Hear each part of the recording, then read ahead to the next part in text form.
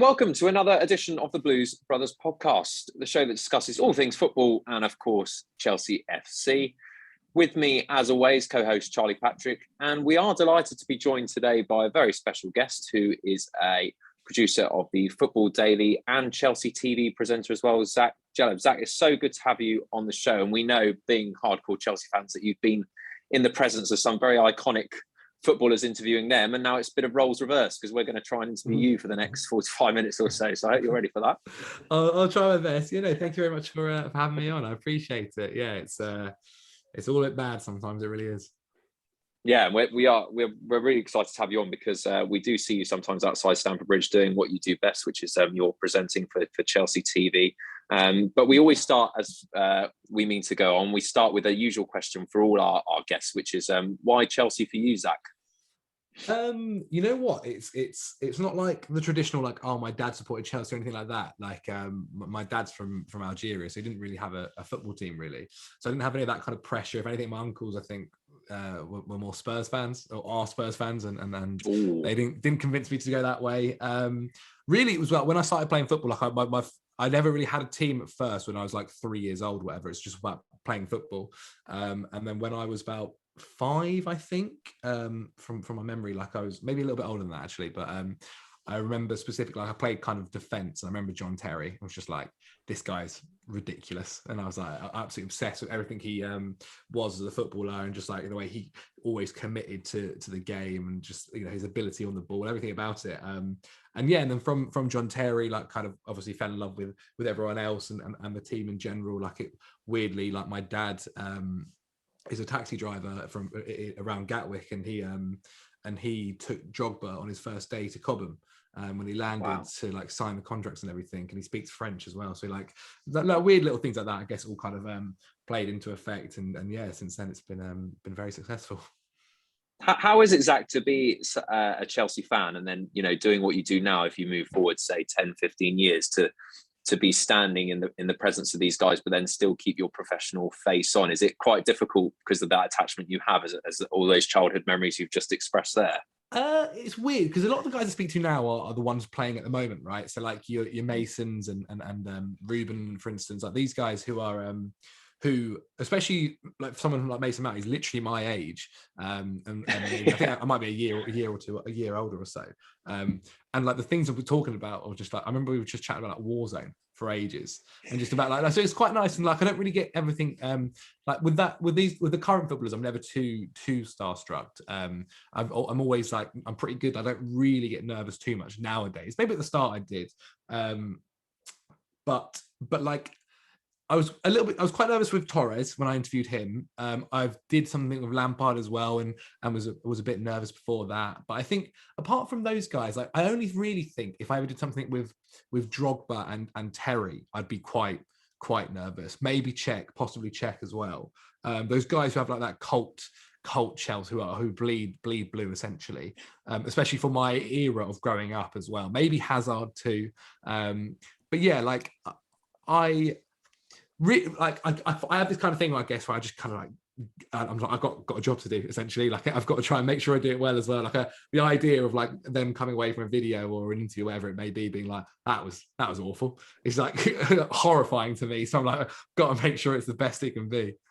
I mean, and Zach, how long have you kind of been doing what you do now? Obviously, how did you kind of first get involved with content creation and getting into Chelsea TV, Football Daily, and stuff like that? Yeah, so I'll be honest, I was quite lucky. Like I knew I'd always wanted to do YouTube since I was a kid. Since like I remember being like 12 years old and just watching like YouTubers and like being like, this is my thing. Like I love the internet and all that kind of stuff, and really wanted to get into it. And I wouldn't say actually at that age, or really until maybe I fell into it, that like it wasn't necessarily football either. Like it was very much just YouTube, whatever it may be. Like could be gaming, could be whatever it is, like now commentary, whatever it may be. And then when I was in my last year of college, I was like, I was like, I don't want to go to university. Like, I don't need to go to uni to do YouTube, really. I was looking at maybe like apprenticeships and certain things, like maybe get into digital media. And yeah, I found Football Daily, and I basically sent them an email, essentially, that got looking for work experience. They got me in. Like, it was a very different Football Daily. Like, don't know if people know, like, nowadays Football Daily is owned by Sky. At this time, it was not at all. Very much like startup kind of stuff. And they were like, yeah, like I seemed keen, and so they got me in. And from there, like, very, very lucky. After 3 months, they offered me a job. You know, wages were interesting, but like, I was just out of college. Like, I was happy to do anything. And yeah, from there, over the years, I've been able to build into somewhat of a presenter, or like someone that does interviews on YouTube, that kind of stuff. And been able to make something of it, really. Like, every day I probably worry about what I'm doing tomorrow, and whether it's going to just drop, and I'll never interview a player again. But yeah, no, it's worked out so far so good. I can't complain too much about it at all. Like, I think there are some days where, you know, I'll be stressful, and I'm just like, I'm literally making a video that goes on the internet. It doesn't matter that much about whatever I'm worried about.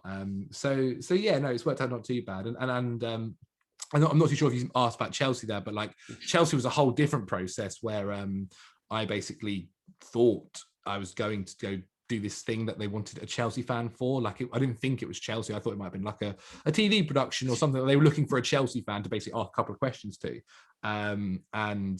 And it turned out, after a couple of auditions, which was a whole crazy process. I've never done anything like that in my entire life. But after a couple of auditions, managed to get this gig, essentially. And it turned out to be Chelsea, who were looking to do a show. And then from there, I've got to know a lot of people behind the scenes at Chelsea, and I've been very, very, very lucky to do some crazy stuff, like go to the Champions League final and all that kind of stuff.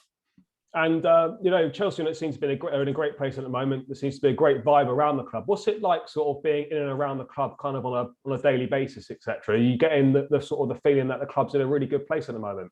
Yeah, man. Like I think everyone always, I guess, and it's only fair. Like, a lot of people will only be able to view Chelsea as on the pitch, right? And the success on the pitch, but behind the scenes, like, they're so good at what they do. I can't stress enough the people behind the scenes, like that are managing the media side of it and the content creation side of it, and even as far as like the website and all this kind of stuff.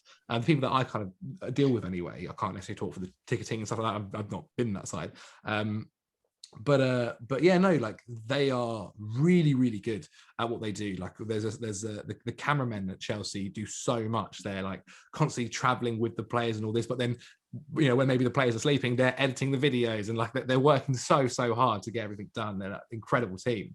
But you can tell as well, like, because I joined in in Lampard's first season, and was able to kind of experience the feeling behind the scenes, that everyone was really, really happy, and everyone, the entire time I've been there, even when Thomas Tuchel took over, like, everyone was really, really excited and happy. Like, there was never a negative moment or anything like that. And it's always been pretty good. Like, Chelsea are always looking to try and be the best club online in every sense of the form, not just on the pitch and winning titles. Like, they want to be the best, making the best content. They want to have the best website. They want to be ran the best. They want to, you know, the ticketing system has to be the best. Like, they're always trying to improve and do so much stuff. And I like to think they're successful in doing so. I mean, you touched on him briefly there, Thomas Tuchel. I mean, I don't know if you've been lucky enough to see him or speak to him, but I mean, he comes across as a fantastic person. You know, very knowledgeable, very switched on, relates very well with the fans and the media, etc. I mean, what are your experiences been like with him? Have you had much to do with him at all? So I've spoke to him once so far. Like, I really want to have a good interview with him, but yet to do that. But I've had a kind of like 10-minute thing at open training, at Chelsea's open training, where I spoke to him, and he is like, I also know, obviously, Joe from Football Daily has actually had a proper interview with him, and even he's the same as me, like, so charismatic, so funny, like, so honest. And there are people out there, and managers out there, and I think it's fair enough, that maybe sometimes will have one image to the media and a bit different behind the scenes. But from what I've heard, especially like talking to the guys at Chelsea behind the scenes, like, he's the exact same when he's talking to the dinner lady, or when he's talking to the groundsman, or whatever it may be. Like, always made jokes like one of the cameramen there called George, like he always calls him Boy George, takes the mick out of him, but in like a funny way as a joke, right? And like he's more than happy to have a conversation with anyone. I remember before Tuchel joined Chelsea, there was a thing I watched with Rio Ferdinand, and it really surprised me because like he did it was when he's at PSG, and I remember he asked Rio what he thought like of his tactics and all this kind of stuff, and I was like, I've never seen anyone ever do that before, like ask the interviewer what they think of them. And now like he's very much brought that over to the Premier League. I think he's really good in interviews and really good in press conferences. He's not afraid he's never shying away from a question or giving like a very media answer. He hits it nail on the head every time. Look at the one when they were like, "Yeah, we're going to manage Spurs," and he's just like, "Well, I've got a job here at the moment." Like he's very, very good and he's honest. And I think everyone really appreciates that. Like taking over from Lampard was an impossible job, and I think he made it possible. Like he's the only guy I actually could have took over from Lampard and had as much success as he has had. Definitely. I've got kind of a two-part question for you, Zach, which is, the first one is from a presenting and a interviewing point of view. How difficult is it to almost establish yourself and stand out from a crowd by asking those difficult questions, but at the same time gaining the trust of these players or managers to then be able to have repeated interviews? Because I know that a lot of the tough questions need to be asked, particularly maybe after a defeat or about someone's future or how personal life's going on, and those questions need to be asked. But at the same time, is it quite difficult to kind of muscle your way in to get those questions asked when you're getting that first face-to-face with someone? I mean, how do you prepare for something like that? I think there's two levels to this because firstly, like I'm not necessarily someone that I'm not like maybe someone that's working for the Guardian or something and is sitting there every week and talking to them and being like, "You've just lost, like how bad is that? Like why are you playing so badly?" Like that's not really like anything I do, and other people that are like me in my space like aren't really doing that same thing. However, there are questions that you think that are maybe a bit more negative that you do have to ask at times, and I think it's about being fair. Like you can ask a maybe a bit more hard-hitting question that isn't as easy to answer or laugh off, but you've also got to understand like they're not just going to say to you the answer that you want. Like if, for instance, say it was God knows, say a player was playing really badly and you went to the manager like, "Oh, like what, are you thinking about dropping him or whatever?" Like they're never just going to come and be like, "Yeah, like I think he's awful." Like they're never going to do that, right? So what you've got to do is do it in a way where it's like they're able to give you a bit of something,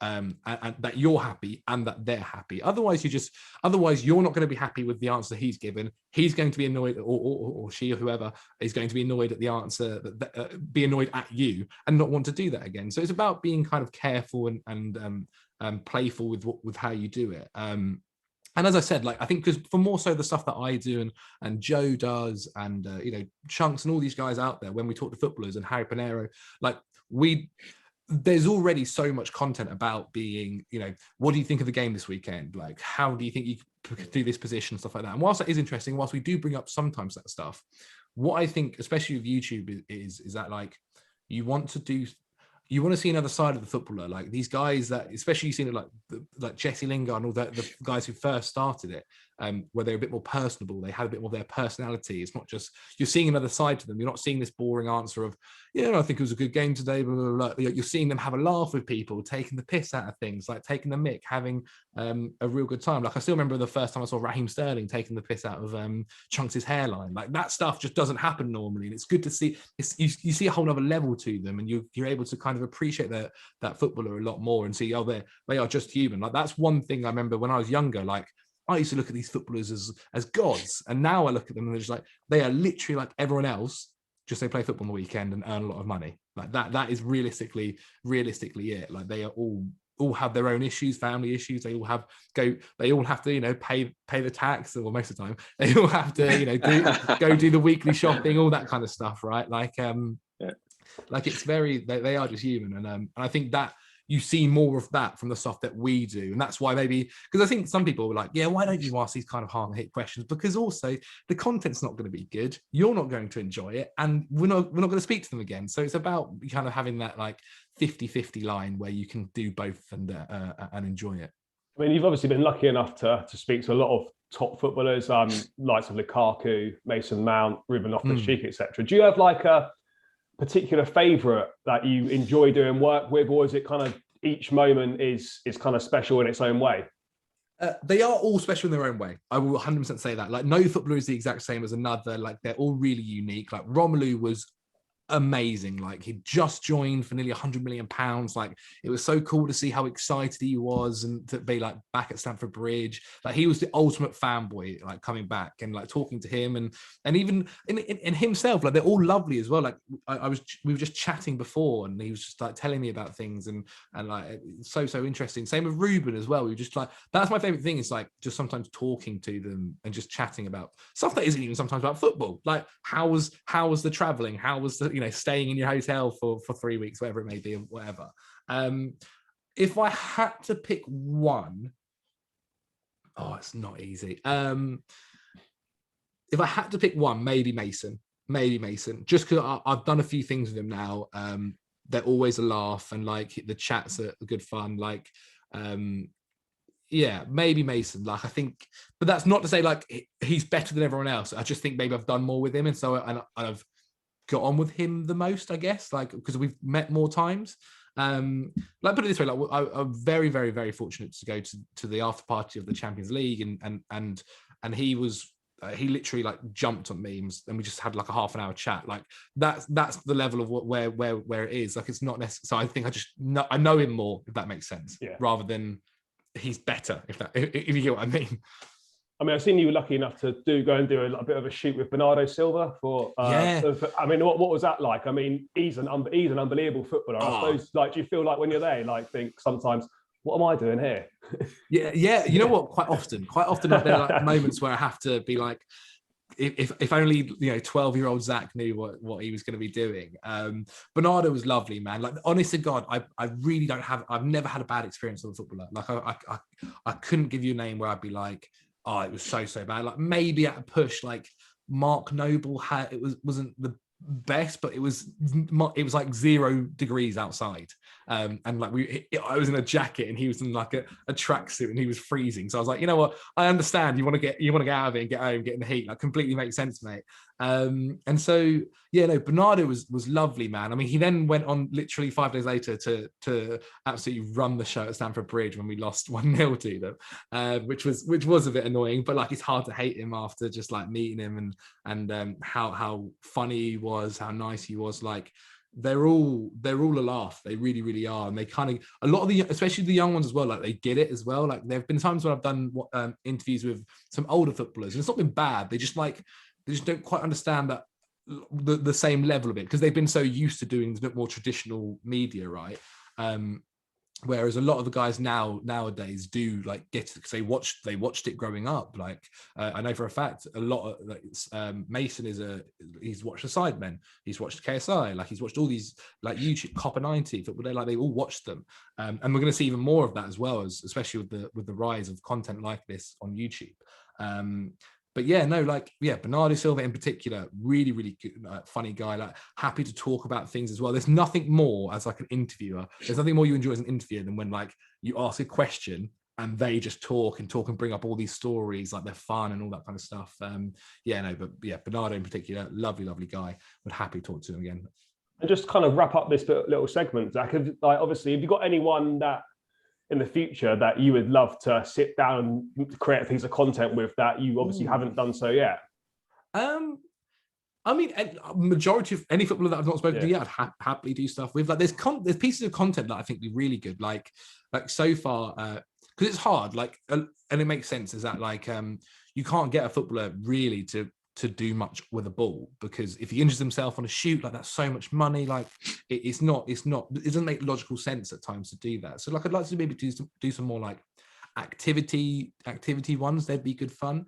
But there's other things, like, I really, really think very rare you see a footballer do like an hour-long podcast and talk about so much different stuff. Like, those kind of stuff would be really good. I think seeing Ben Foster do what he does at the moment, like that level of it. Like, imagine Declan Rice doing the same kind of content. That would be unbelievable. Like, there's so many of them as well that are like really made for the camera as well, like really, really good in the media. And so I'd like to see that kind of stuff, and possibly if I could have a hand in doing that, that hour-long podcast kind of thing, or even whatever time, like long form content essentially.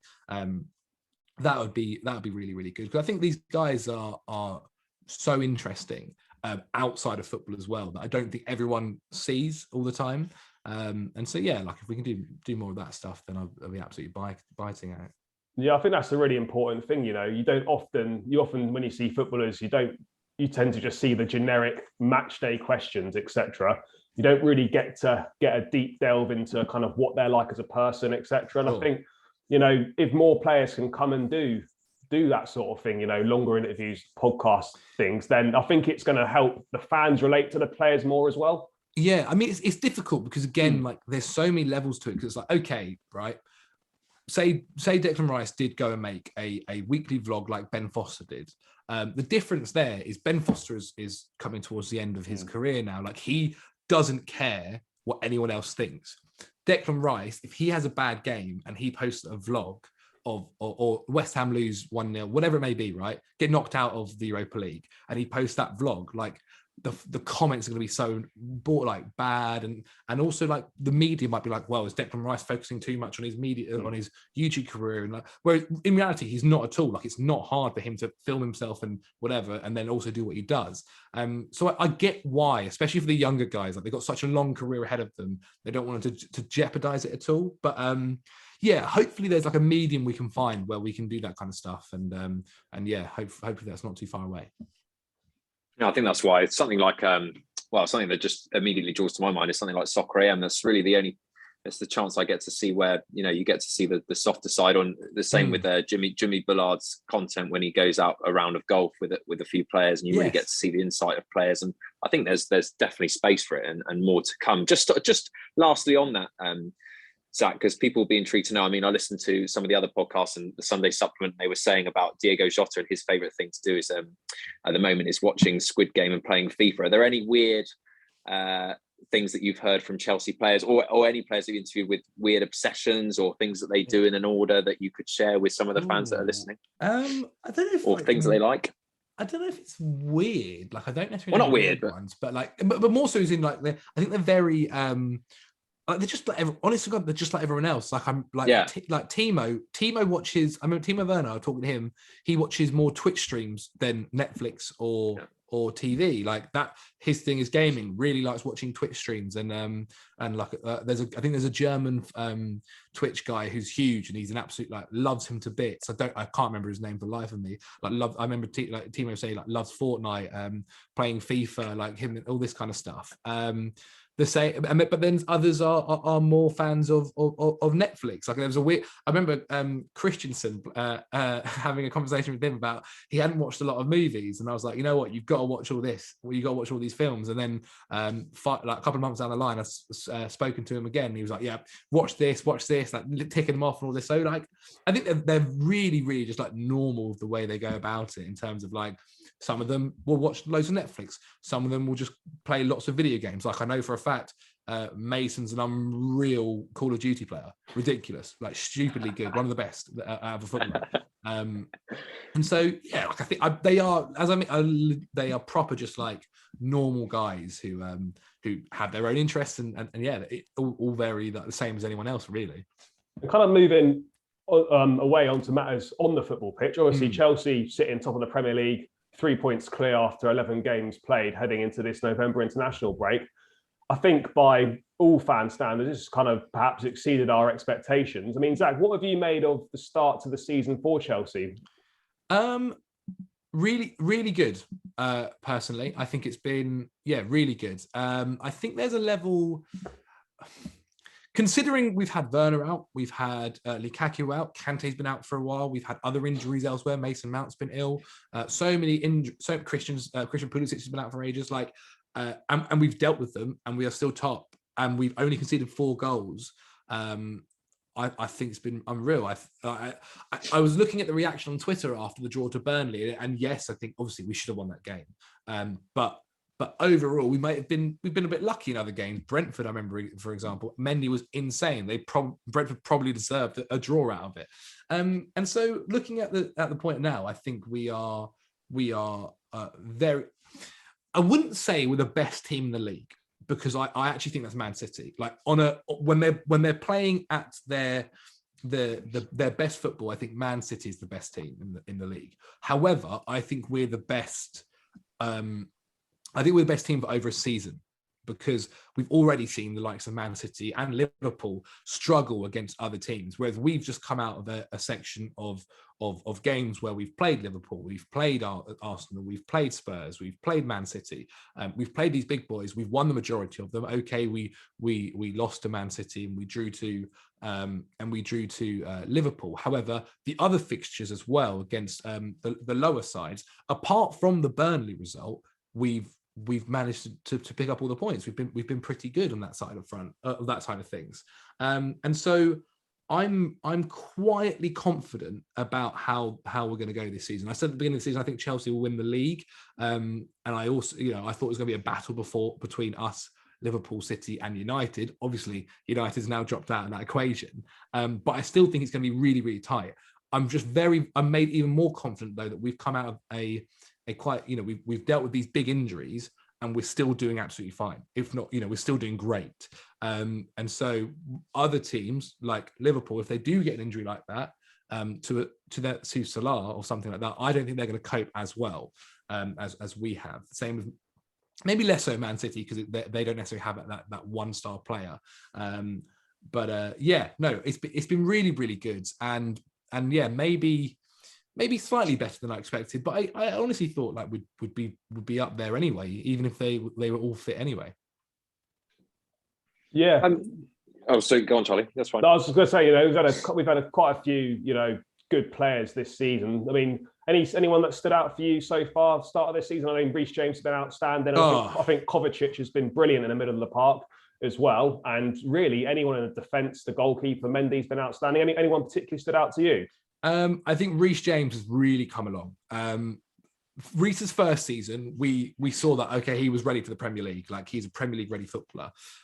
Reece's second season, he took time, maybe not time, but he took a little bit of time maybe to adapt to right wing back and how he was going to be playing, because he was obviously being switched with Callum Hudson-Odoi, Azpilicueta at times, but was still amazing, brilliant in that Champions League final, really, really good, especially when he played right centre back as well. But this year, Reece has put a strong claim as being the best fullback and the best right back in the world. I honestly believe that. He is immense at everything. The way he because if I remember correctly as well, in his first season, Reece has always been unbelievable at attacking. But I thought personally in his first season, he wasn't as strong defensively as others. This year, obviously third season at Chelsea playing in the first team, he's brilliant as well defensively. He's got it all. Like, to play a right wing back position nowadays, you do have to essentially be a central midfielder, but on the flank, because you've got to do so much. You've got to be good with the ball. You've got to defend brilliantly. You've got to be strong. You've got to be able to cross really well. You've got to be able to shoot. You've got to be passing fantastically. To be the modern day fullback essentially, or wing back.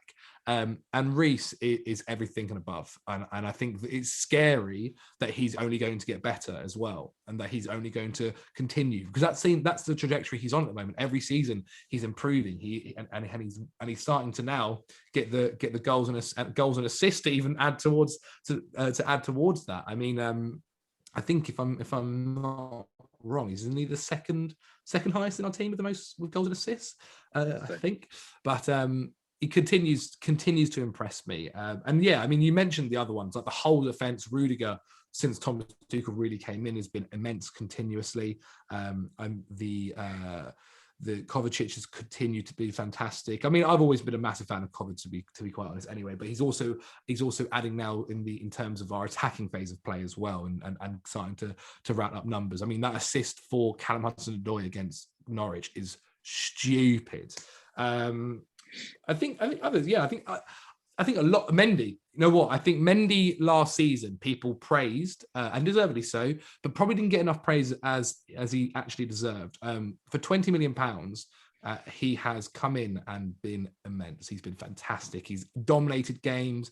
He's commanded that box so well. But this year, and I think the Brentford game obviously really showed the level of goalkeeper he is. He isn't just an average goalkeeper. He is one of the best in the league, and he's been showing that. And obviously his whole story is fantastic to see as well. Yeah, I have to say I was definitely wrong on the Mendy appointment, and obviously we've got a very experienced man in Petr Cech, maybe having a whisper to get him in. So I'll hold my hands up with that one, because we've had some very big goalkeepers in the past that come in for some big money and hard shoes to fill. But he's done a tremendous job. We've obviously got some Ballon d'Or nominees as well coming in. Do you think any of them have got a chance of lifting the Cruyff Trophy, or is it going to be same old, same old? Who's it been nominated? Is it Kante, Mount, and Jorginho? Yeah. Right? Yeah. I think. Oh, I don't know. I personally think Kante should have won a Ballon d'Or by now. I love him. I don't think he'll win it based on last season. I think he's had seasons where he should have won it or been in the top three or whatever. But I don't think, even though I know he won the Champions League and he was fantastic, he didn't play enough. And obviously France didn't go as far in the Euros as well. In terms of what they've won, Jorginho's got to be up there. Has to be up there, right? Like to win the Champions League and the Euros and play a vital role in both. I think the issue with Jorginho is, whereas someone like Lionel Messi and Cristiano Ronaldo, their effect on the game is they score the goals. They win you the games essentially. The way people might look at Jorginho is think he doesn't necessarily do that. What he does is he ticks the midfield. He keeps you dominating a game. He keeps you with possession, right? So because his numbers and statistics aren't necessarily up there as the likes of those guys. And so I don't. He might win it. Jorginho might win it. It's like 50-50 for me on whether he does or not. Mount, I think Mount had a fantastic season. And again, much like Reece James, is getting better and better. This season, I think he's obviously recovering from certain things. He's played a lot of football as well. I think people forget that, making it all the way as well to the Euros final, essentially having 2 weeks off and then coming back at it. I don't think he's going to win the Ballon d'Or, but I think his first nomination, to get nominated, is a brilliant feat at the age of 22, and I think it won't be the last time. He'll continue to do so. And so, yeah, I think if there's going to be one that wins it out of those guys, I think it'll be Jorginho. I just don't. I think Jorginho will get top three. I just don't know whether he'll get number one. Yeah, no, I think he's got the best chance out of all the Chelsea nominees, Jorginho. I think, he had an outstanding season last season. But as you said, when you play in that midfield position, you don't tend to get the accolades that the forward players get, because your kind of role's a little bit underappreciated. But for me, if Lewandowski doesn't win it this year, it's an absolute farce. But especially after last season. After last season where he should have won it and they cancelled it. But I mean, getting back to Chelsea, Zach, obviously we've come through a slightly favourable run of fixtures, done very well, 3-point lead intact. It starts to get a bit more difficult after the international break. We also got Leicester away, Juventus at home, and then Man United at home, kind of 3 games in the first week back after the break. Do you think that we can carry on this good form through those difficult games? I think we have to. I don't think it's a matter of whether or not. I think we have to. If we don't, then we'll be dropping off of that title race. Like Chelsea right now have to be beating Leicester, a Leicester side which actually aren't that great at the moment as maybe they were last season. Have to be beating Manchester United, a team that, to be quite honest, at the moment under Ole Gunnar Solskjaer are crap. If they continue to play like that anyway, maybe, who knows, they might have a miracle game and or figure out a system some way, shape or form. And Juve, I thought Juve haven't been good in Serie A, and I thought they were really good against us. I don't see them doing that again. Personally, I doubt it. I think we need Lukaku and Werner back really, really badly. I kind of felt Kai might have been a bit tired towards the end of the Burnley game. He played a lot of football back to back Champions League and League Cup games and everything. And so, yeah, I think we'll definitely come out and be strong. I think drawing against Burnley is a wake-up call massively, right? Especially the chances we had. Like, we have to become more clinical. We have to kill. Like, I thought against Norwich, brilliant. We killed off a game fantastically well. I'm not saying we should have beat Burnley 7-0, but what I'm saying is that the Barkley chance where it hits in the penalty spot and he skies it over the bar, like, we have to be getting better. At least have to be getting it on target. Nick Pope was great in goal as well, right? But those chances we can't let him miss. And I think in a game like Burnley, Lukaku probably wins you that game, much like he did against Aston Villa earlier in the season.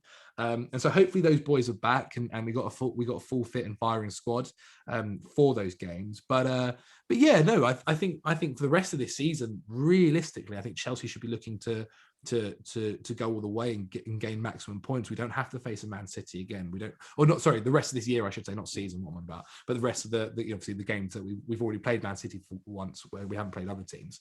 But we should be looking to take maximum points, and we have the squad to do so. Like, our squad depth is ridiculous compared to others, and I think again only Man City can probably compete on that front, and so like we don't have to worry too much about injuries, and we can give players rest in certain games and not dropping quality, and so I think realistically those 3 games we should be taking 9 points. I know one of the Champions League game, but 3 points in that league, in that competition. But like I'd be expecting all wins.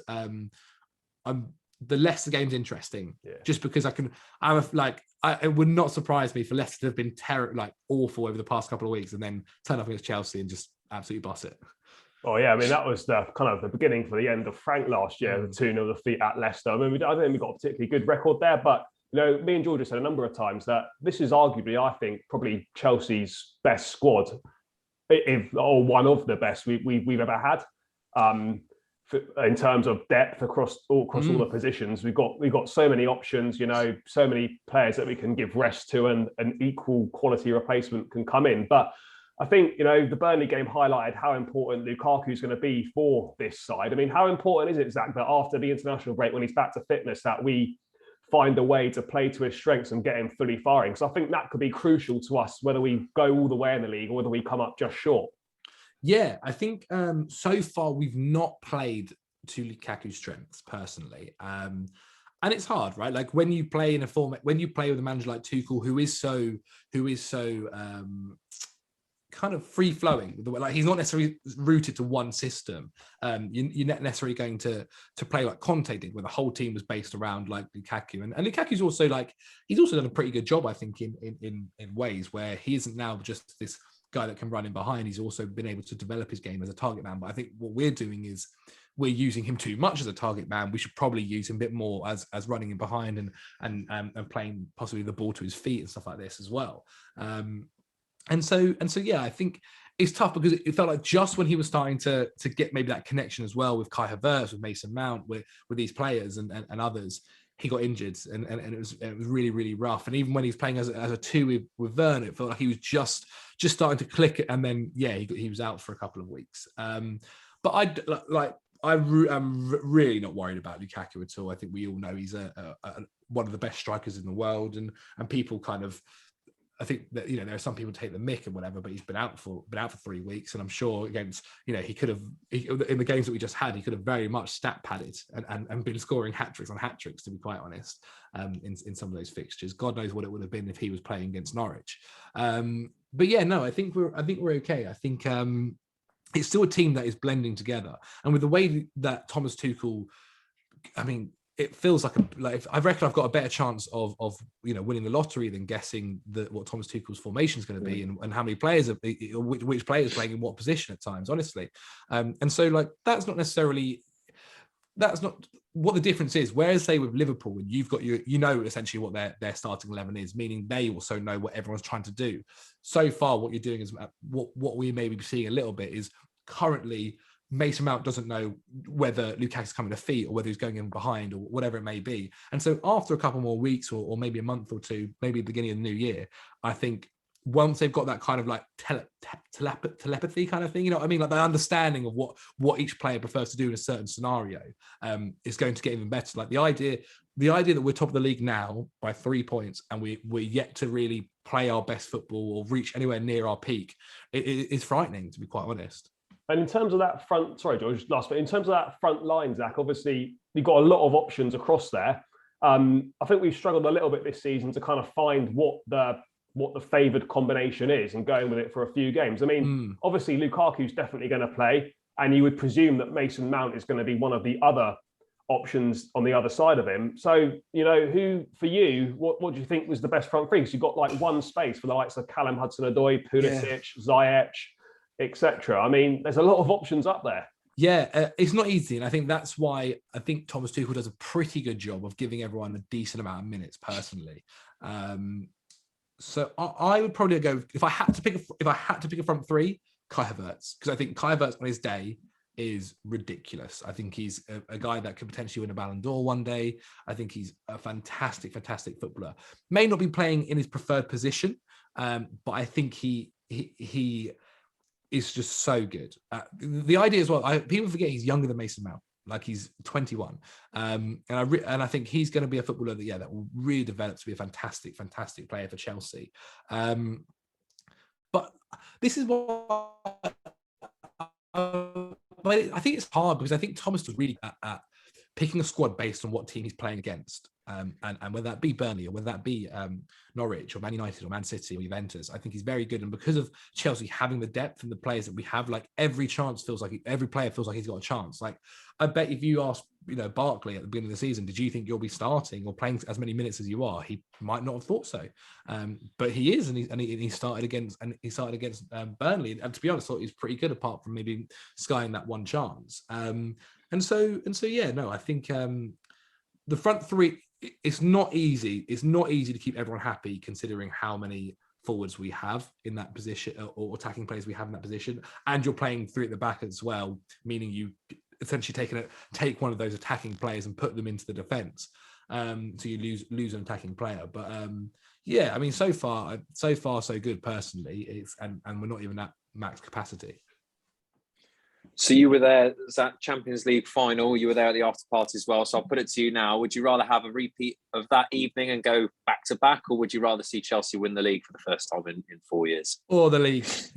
I've seen the Champions League, and it is amazing. It was great to be a part of and go there and obviously experience what a Champions League final is. Amazing. It's more of a selfish point of view, to be honest, just because hopefully I'll be working on the day that would win the Premier League as well. But yeah, no, I'd really like to see us do the Premier League. I mean, I think we've got a good chance personally of going far in both competitions with the squad we've got. Like I mentioned, the squad depth, and I think we've got a really, really good chance of being able to go far in both. I think Thomas Tuchel is an amazing knockout football manager.